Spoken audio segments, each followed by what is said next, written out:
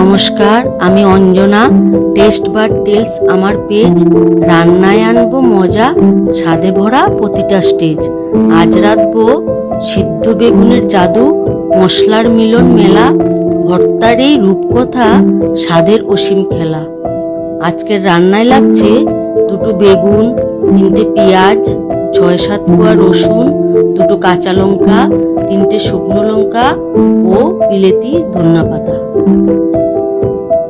এখন কুকারে বসিয়ে দিলাম বেগুন সিদ্ধ। এবার একটা কিচেন টিপস। ভাজার জন্য কেটে রাখা বেগুনে বেশ কিছুক্ষণ আগে নুন হলুদ মাখিয়ে রেখে দিলে ভাজতে তেল কম লাগে। ওর সিদ্ধ নামিয়ে বেগুনগুলো স্ম্যাশ করে দিলাম। আর কুকারে দিয়ে দিলাম তেল।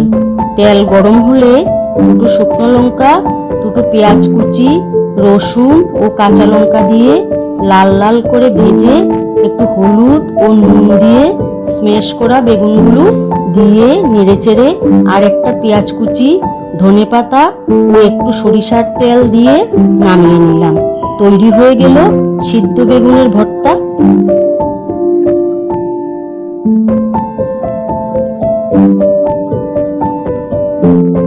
চলুন আজ তাহলে আসি, আবার দেখা হবে নতুন এক ভিডিওতে।